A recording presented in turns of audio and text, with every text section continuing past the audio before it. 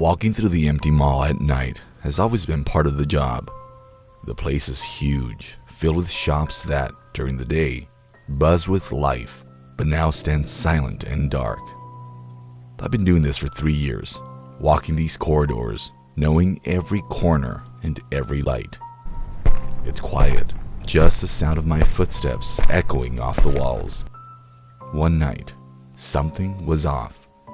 As I passed by a row of shops, I noticed a light on in one of them. This was unusual because it was well past closing hours, and I had already checked all the doors. They were locked, and no one could have gotten inside. My first thought was that maybe someone had stayed late, but that didn't make sense. I approached the shop, my footsteps sounding louder as I got closer. The light was bright, shining through the gaps in the security gate, which was down and locked. I reached for my keys, unlocked the gate, and lifted it, just enough to duck under.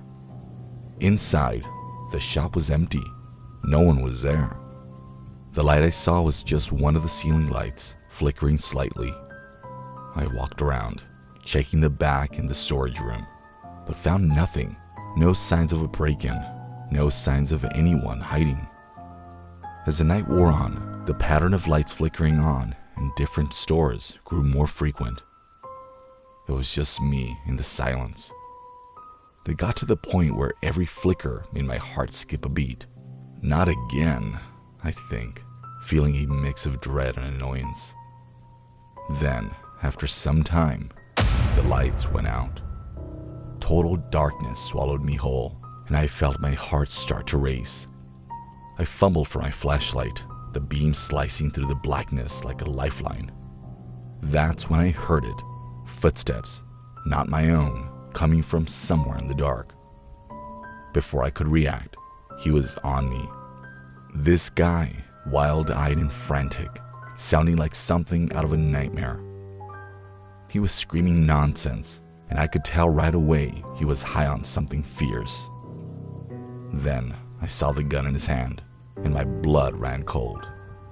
He fired twice. The sound was deafening. I dove to the side, scrambling for cover, my heart pounding in my chest. By some miracle, the bullets missed me, and I didn't stop to think.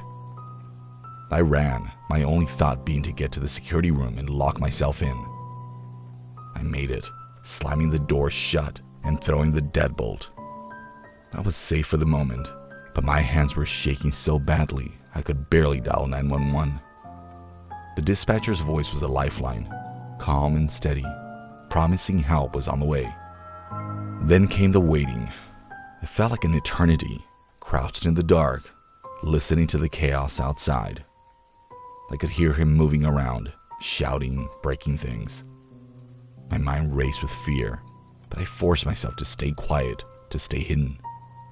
Finally, the sound of sirens cut through the night, a relief so intense it was almost physical. The police arrived, their voices firm as they shouted for the man to surrender. But he wasn't going down without a fight.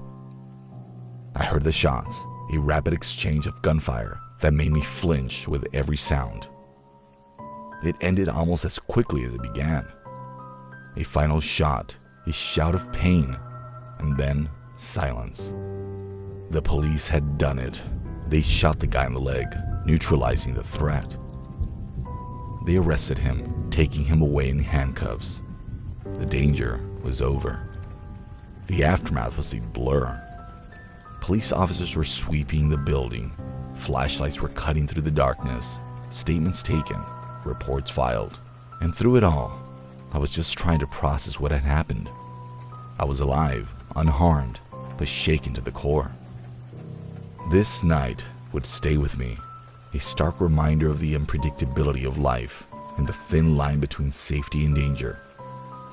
As the first light of dawn began to filter through the skylights, I stepped outside, allowing the cool morning air to soothe my rattled nerves. The world was quiet, peaceful, as if nothing had happened. But I knew better. I'd faced danger and survived, and I couldn't help but feel grateful for the bravery of the police and the strength I found in myself. I walked away from the mall that morning with a new perspective, aware of the fragility of life and the strength it takes to protect it. It was a night I would never forget, a reminder of the darkness that lurks in unexpected places and the light that can emerge from it.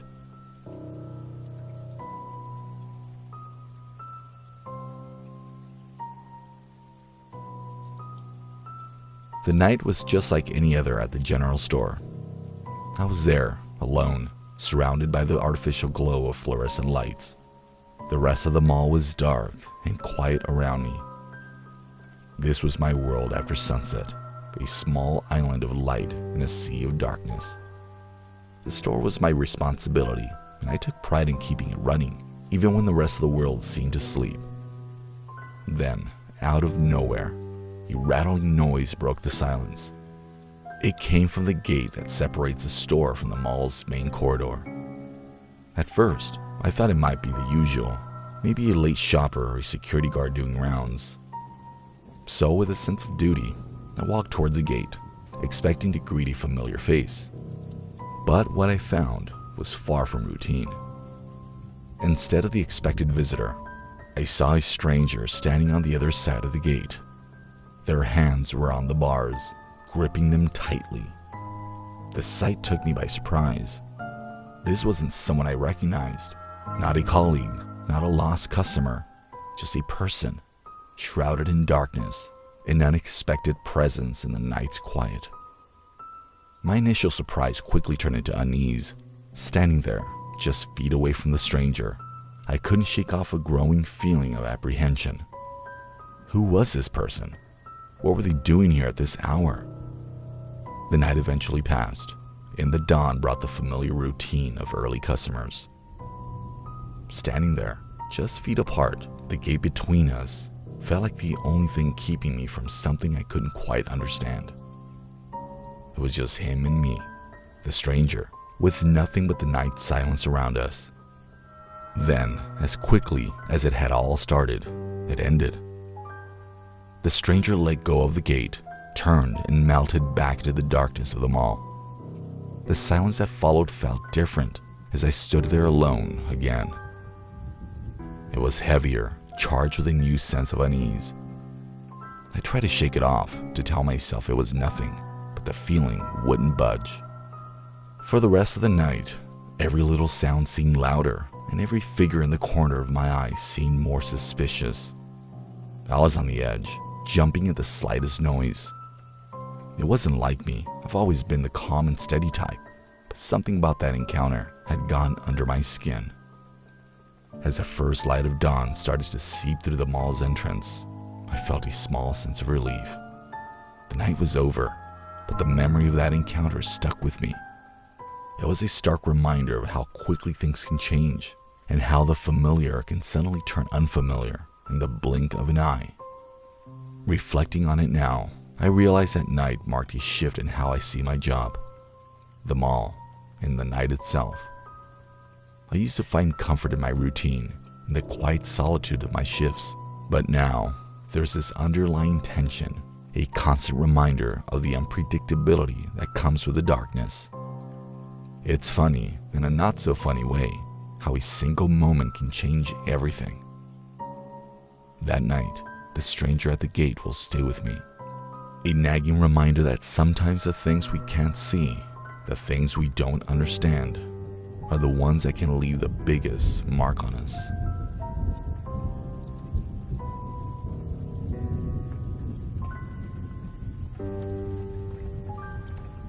The evening had started just like any other Saturday for me. It was at the local mall, ticking items off my shopping list and enjoying the energy that was around me. The mall was lively, filled with the sounds of chatter and the soft hum of music playing in the background. I moved from store to store, with it being familiar setting and being focused on the sales and what I needed to pick up. I felt at ease. But then, this sense of normalcy began to crack. I started feeling like someone was watching me. At first, I brushed it off as the usual discomfort one might feel being alone in a crowded place. It's nothing, I told myself, trying to shake off the uneasy feeling settling in my stomach. However, As I continued my shopping, I couldn't help but notice a man. He was plain looking, nothing out of the ordinary, but there was something about his presence that felt off. I saw him several times, always seemingly by chance, but his gaze lingered a bit too long each time our eyes met. It was unsettling. With each accidental meeting, the knot of fear in my belly tightened. I tried to rationalize it, to convince myself it was all in my head. The feeling of being followed clung to me, growing heavier with every step I took through the mall's bright corridors. Walking out of the mall, the atmosphere shifted. The vibrant lights and noise faded behind me, replaced by the dim glow of the parking lot lights. I hurried to my car, my footsteps echoing slightly on the asphalt. The feeling of being watched hadn't left me. If anything, it felt more pronounced in the space between the parked cars. It's all in my head, I kept telling myself, trying to ignore the chill creeping down my spine. By the time I drove off, I was almost convinced I'd let my imagination get the better of me. The next morning, however, shattered any semblance of reassurance I had managed to muster. I woke to the sound of my alarm, sunlight filtering through my curtains, and a sense of unease that I couldn't immediately place. Then I saw it. The living room window cracked open, a clear sign of an attempted intrusion. My heart stopped. The man from the mall, his persistent stare, all those feelings of dread came rushing back. I raced to check the security footage, a pit forming in my stomach. And there it was, undeniable proof of my fears. The camera captured a car parked outside my house in the early hours, the same one I'd seen the man driving. It was more than unsettling. It was a confirmation that my instincts had been right.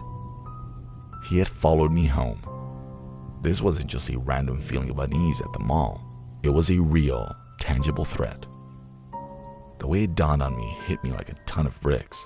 My home, my haven, had been marked by someone whose intentions were anything but benign. After discovering the break-in, I immediately called the police, telling them about the incident, including how the man from the mall seemed to have followed me home, was straightforward but unsettling. The police took detailed notes and promised to investigate. Once they left, a profound sense of vulnerability settled over me, more intense than I'd ever felt before. Emotionally, the next few days were rough. Every unexpected sound made me tense. Night brought little rest, with sleep often running from me. When I did manage to sleep, I was plagued by vivid nightmares. My home, once a place of comfort, now felt like it had been exposed to unknown dangers.